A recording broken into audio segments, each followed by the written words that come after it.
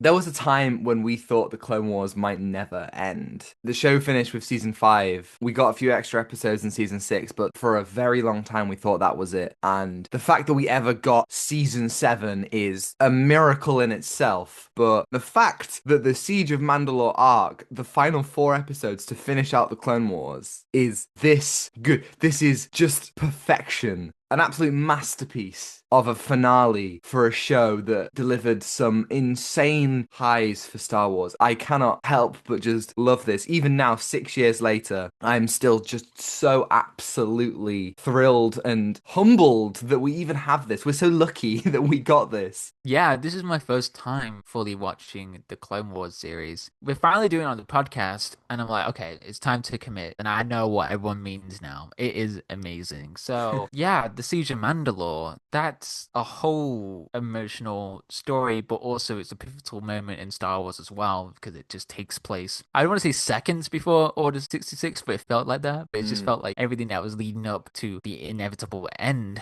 of this whole prequel saga. This is the Out of Time Film Podcast, where your hosts Tom and John discuss everything from blockbuster films to TV and games like there's no tomorrow.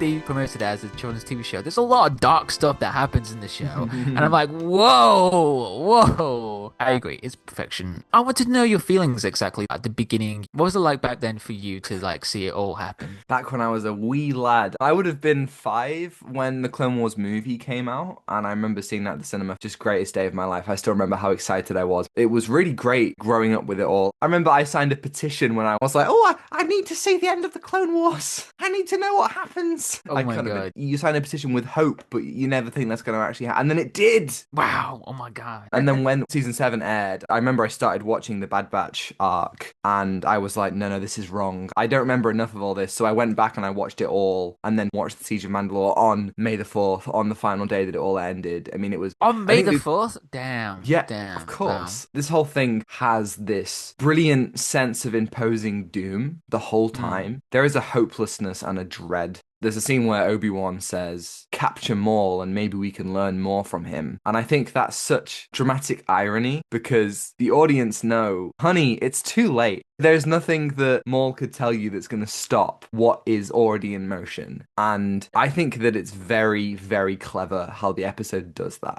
Yeah. You know, in terms of Maul as a character in that arc, it is very intriguing how they use him, but also what schemes he's coming up with. So, like, he's hater of the century. He didn't survive off water. He didn't survive off food. He just had hatred. He had hatred in every bone of his body to, like, get Kenobi. So, what does he do? He takes over Mandalore. He gets the Darksaber. He does this for one guy. Mm. He even kills Satine. That's crazy. He kills her in front of Obi-Wan. That's how we've seen Maul this whole time. But in this arc, he's different. There's just this sense of dread that he feels. The amount of chills that I get throughout these episodes. There's a bit where Maul meets Ahsoka at the beginning of part 2. And he looks up and he says, I wonder if it has begun. And it's like, oh my God, he knows and we know, but the other characters don't know. It's genius. There's so many aspects of this that if it had aired back in the day on Cartoon Network, I don't think it would have been as good. These episodes are a little bit longer than the regular episodes. There's more time to breathe. The establishing shots feel slower. The whole thing is extremely well paced, but I think it takes its time a little bit more. The music consists of a lot of long, eerie synth notes. It really is like we are slowly approaching something sinister and something dangerous, and there's all this tension, and we know that it's all about to come crashing down. The dam is about to burst. And I think the episodes utilize that so brilliantly. They weaponize our anticipation. When will Order 66 strike? It's just, Yeah. And then the whole thing Rex as well for that arc. Yes. He had to go against his friends, his Mm. brothers, to save Ahsoka as the ship just goes down. It's so bleak to see him go through fives. I mean, fives as well just try to save the entire universe, telling about the inhibitor chips. That's so sad. And Rex, he's trying to utilize that information towards Ahsoka. And then Ahsoka, she's trained, but not fully Jedi trained. It's so intense. I think this is like the most intense episode arc, you know, like when she literally runs across the Venator ship ship as it falls down onto this planet. Yeah. So it's depressing.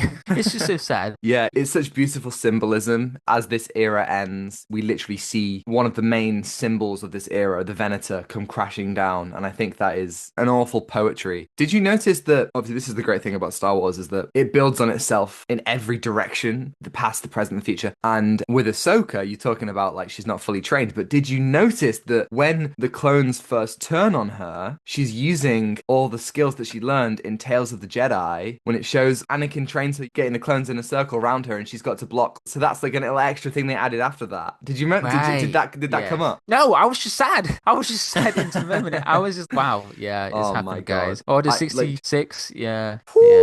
That scene, it is absolute devastation and perfection, and the build-up with Maul and Ahsoka both feeling in the Force the shift that's happened. Mace Windu is dead. Sidious is revealed. Anakin has joined him. And then Rex's reaction, the tears streaming down his face as he tries to fight his inhibitor chips and he says, "Find him, fives." Ahsoka doesn't know what's going on. And when it all breaks, we get the John Williams music drop of Anakin's Dark Deeds. Oh my God. I think it's so clever. It uses everything that we expect is going to happen and it uses it against us.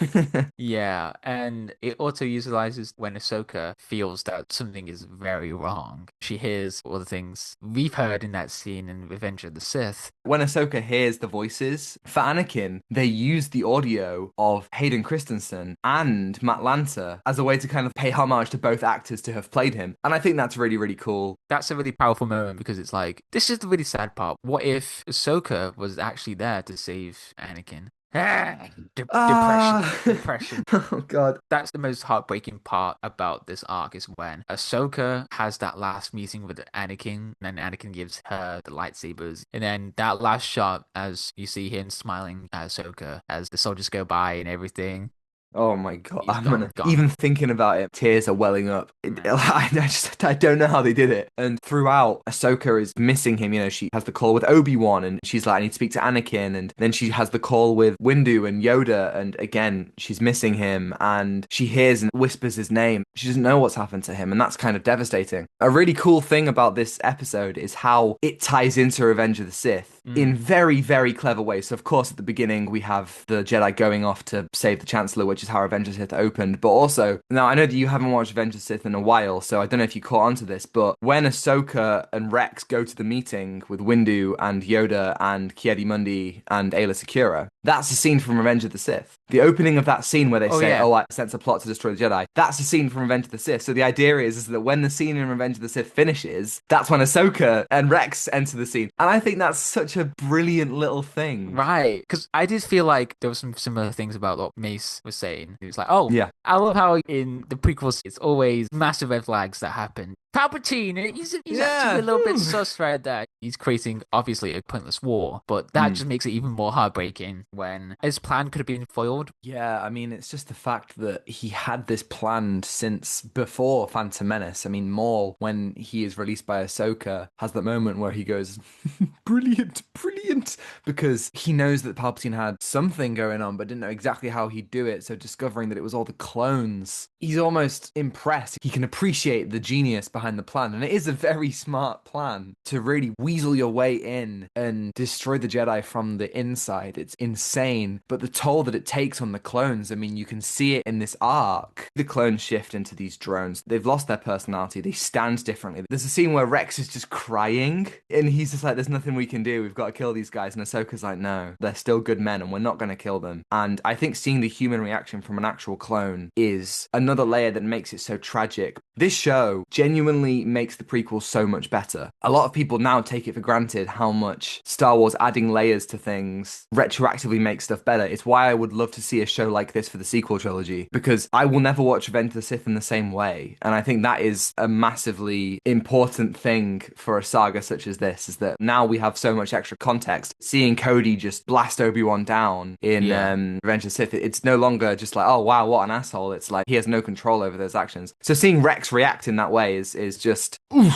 Yeah, I was actually thinking we should have a show for the sequels to build up a lot more context. You want to see different perspectives of the stories and see how that affects or complicates a lot of the situations. So like Ahsoka, she's only a citizen, she left the Jedi Order, and then she just gets into this whole mess. But then there's the whole thing, Ahsoka could potentially rule with Maul. That's interesting to think about, with Maul trying to go for a different path from Darth Sidious. Like, I wondered what he wanted to do. It's Maul, he's evil. That's the interesting thing, isn't it? Because the reason why we're covering this today is because next week we have more Shadow Lord coming out, and I have to wonder, do we need more from this era? I was in the crowd at Star Wars Celebration when this show was announced, and I'm excited, but I was definitely a bit like, oh, another show in this era, another show that uses the Clone Wars animation style. Obviously, this time it is very different, and that's cool. I like what they've done there, but I was really hoping that we would do something in a different era, something towards the sequel trilogy, or maybe after the original trilogy, or before the Phantom Menace. Who knows what we'll see, but I think it is interesting that we've spent so much time here. Obviously, the Clone Wars follows on with the Bad Batch and Rebels, and now more Shadow Lord. There's a lot of different strands that we've been following. I think it's good that this arc of the Clone Wars doesn't necessarily worry about setup. It's not saying, oh, where does Maul go next? No, it's focusing on Ahsoka and Rex and Maul as these main characters of the show. Ahsoka is the perfect character in this situation. She is a good Jedi, even though she might not be labeled as one, and the way she handles Order 66, even before she finds out about the chips, she's disarming the troopers, she's not killing them. Compare that with Yoda, who's like beheaded immediately. Ahsoka has a lot more empathy, and I think that reflects why the Jedi have lost their way, why they are an institution that, as I think Ahsoka even says in part 1, care more about politics than just the simple act of helping people. They're like, oh no, we could help this entire planet who's on occupation, but we're going to go save the Chancellor, we're going to save one dude, and we're going to take a whole fleet. That's the plan, right? And I think that it's all kind of part of that. But in that moment when, as you're saying, when Maul says, join me to Ahsoka, and he reveals Sidious being the architect and Anakin has been groomed for his role, Ahsoka does believe the Jedi can't save this. And so Maul is saying stuff to her that she believes, but then he says the wrong thing, and we get the duel between us. Oh, mate. Oh my God. They even mocapped the duel. Yes, they did. Which is so different for this show because it's purely focused on animation, but animation that crosses between mocap is such a whole new territory. So I think that's exciting to see. They wanted to make this fast, but also realistic. It's such a cool fight.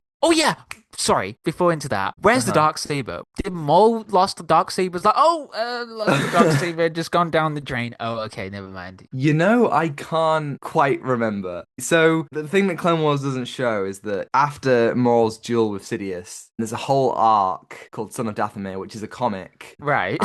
But it was never made because it was when the show was cancelled and they didn't make it a part of season 7. And that shows how he escapes. And he has the Darksaber in that. And we do see the Darksaber come up again in Rebels, and obviously it goes along to Mandalorian. But I think he was like, nah, I'll just leave it at home today. He reforges a double blade and he's like, yeah, I'll use this one. It's fine. Yeah, Darksaber, who uses that anymore? Yeah, exactly. This is overrated. He doesn't care about Mandalore. Like, ultimately, he's using this as a ruse to get Kenobi. He ends up being Ahsoka, but he doesn't really want to prove himself as the leader of Mandalore. He's already got exactly what he wants. So, you know what? If he did have it, how would he even use it? Would he have one double bladed and one hand in the dark? So would he be like Zorro in One Piece and have the Darksaber in his mouth the whole time? That would have been insane. Isn't the dark kind of like too thin? I don't know. Like Oreo thins. The Darksaber is an Oreo thin. Yeah. But yeah, that fight. I think, the fight is incredible. I think it's just so brilliant. The way that it moves as well from the throne room up into the upper levels. And I really like the idea of fighting on beams. I think it's great. The music is super fun. The whole atmosphere of it. I love Ahsoka's good job Anakin didn't show up because you wouldn't have lasted long.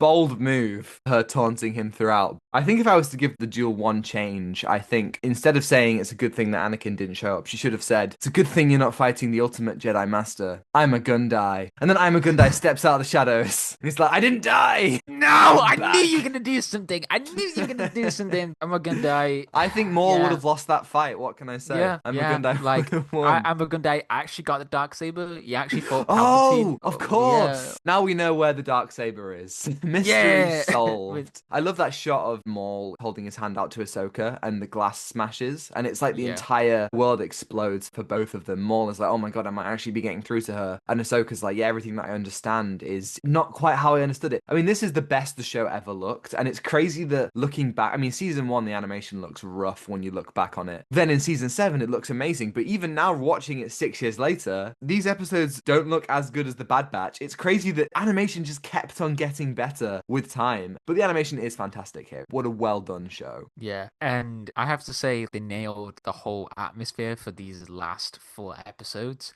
They do the usual theme for the Clone Wars, the usual quote. I don't. Dave Filoni written a quote like "Be yourself" or "Don't be yourself." I don't know. And then it goes into the guy talking about the Clone Wars and what's going on, but it just completely switches the tone. Where the first part, they actually use the Star Wars theme. There's no quote. It goes into it, and you're feeling so much despair and dread. I know that the Clone Wars from the beginning is like, okay, obviously it's going to lead up to Order 66. Obviously there's going to be some very bleak ending to this for the clones and for Ahsoka and for all the Jedi. So it's like, yep, it's going to happen. Yeah, it's the inevitable end. It's devastating. You start this arc and you understand this is the end of an era, and the final scene...